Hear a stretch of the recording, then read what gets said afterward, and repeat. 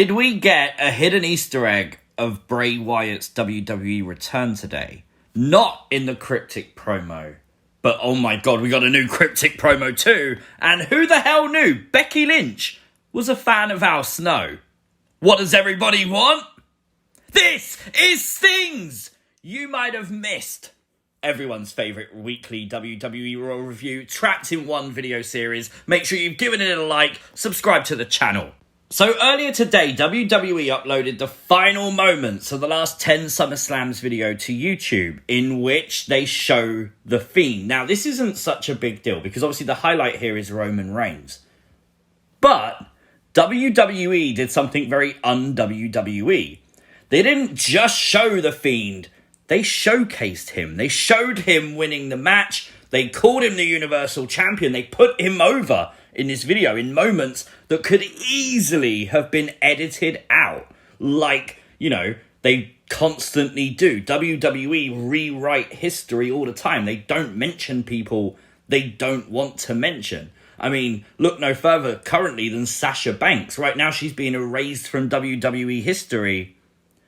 That is what WWE does. And for them to showcase The Fiend so much, is it a tease?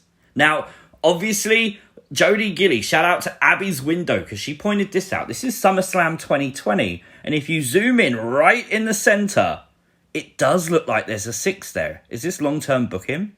Now, we got the old promo earlier on Raw, and then out of nowhere, half hour before the show ends, this new one dropped. Oh my god, how epic was this new promo? You can see here, it looks like this is the same scene with the candles, but they burnt down. You see something sat there. You can't really work out what it is. I like this so much. It continues on, and then we see an hourglass. We haven't seen an hourglass before, but we did hear like tick-tocking before, the clock ticking. We go forward a little bit more, and you see a Mick Foley-style jacket on fire, which obviously represents their match before. You go forward, or with Edge, obviously. I don't know what these references. They see these letters in the background. I don't know what that actually references, but they're there. Maybe they're something important later on. You go forward, you see this image, and it looks like a tree with a moon behind it, which is interesting because we saw images of that in the first promo. We keep going, and the promo looks awesome, man. I love the work they've done on this. There's some writing on the wall behind. I'm not sure, again, what it says, but it's really sort of interesting to see what is there. Because I'm sure all this is Easter eggs, just like the RKO shirt hanging up. Obviously, Randy Orton, Team RKO, was a big thing for Edge. John Cena's gear looks like it's been set ablaze. I don't think Cena was ever in a fire match-related match with Edge, so why is that on fire? I don't know, man. This is getting really bizarre. I mean, they are really pushing this. You see more Mick Foley's jacket burning. We think it's over, and then we see the cup. The Brood Cup. Oh my god, blood is inside it. What's going to happen? He writes something on looks like a mirror or a picture.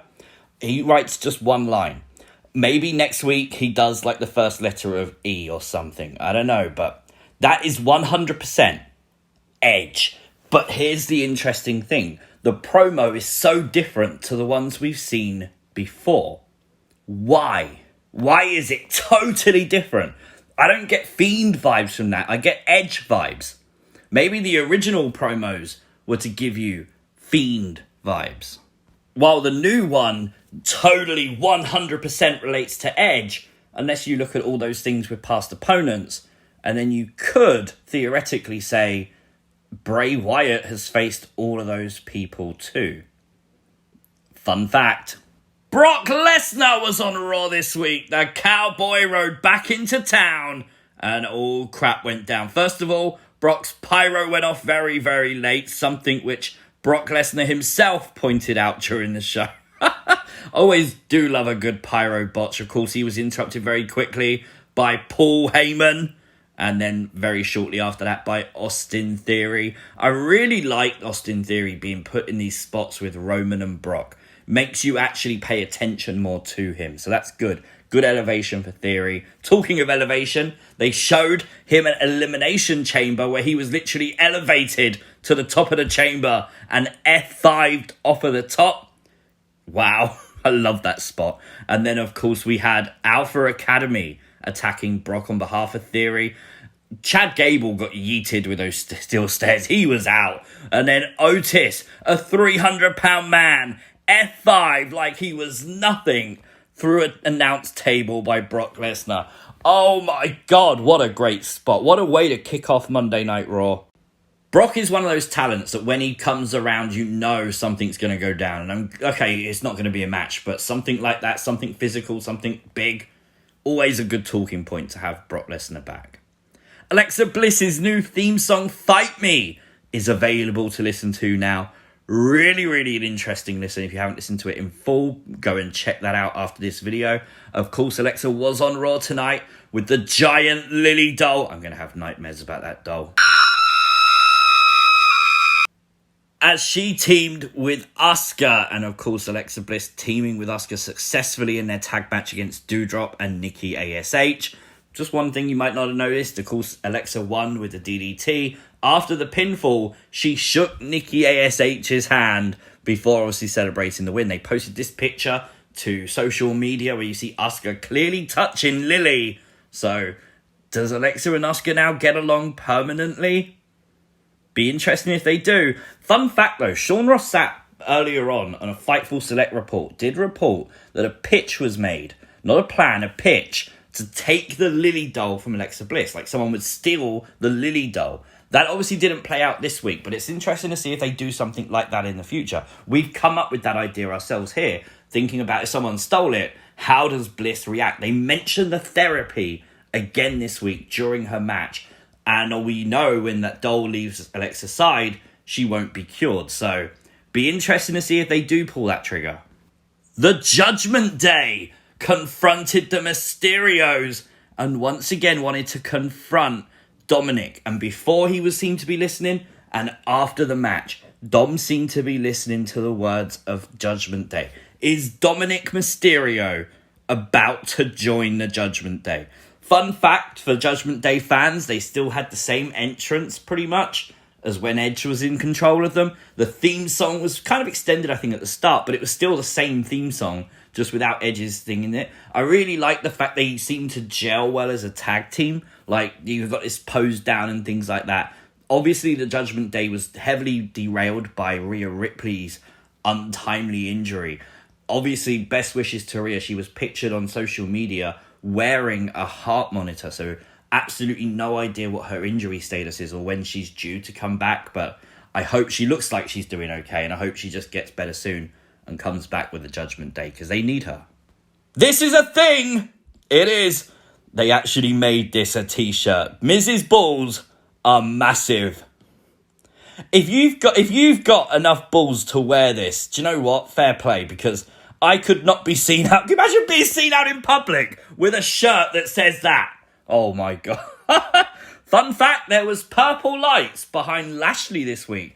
Only really significant because on the left, you can see it's more pink reddish. But on the right, it's clearly purple. Judgment Day, maybe?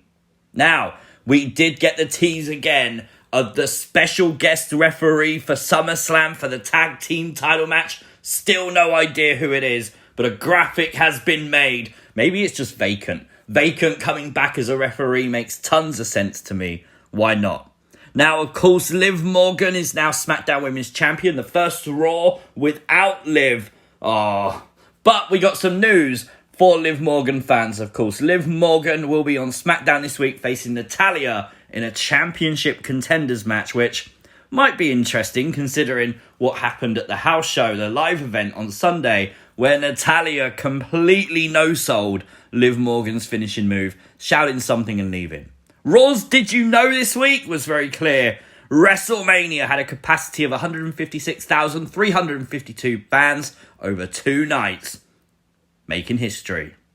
R-Truth has officially been made a referee. Yep. Do you know what? I don't think this is going to be major, but this is definitely going to play in the future 24/7 title segments, isn't it? The end of Raw saw Dolph Ziggler turn face properly as he super kicked Austin Theory. I can't wait to see what Dolph does in a face role. Dolph is so good. And also, did you notice Lashley slapping the chest of Riddle when he fell down?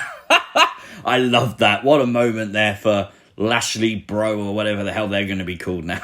Lots of tag matches this week on Raw, but a very fun Raw nonetheless. I personally give it about a 7 out of 10. It was just okay. Lots of tag action, as I said. Make sure you've hit the like button on this video. If you are new to the channel, hit the subscribe button. Turn on those notifications. You'll never miss another upload. And of course, share the video so your friends can find it. I'll see you next time. Peace!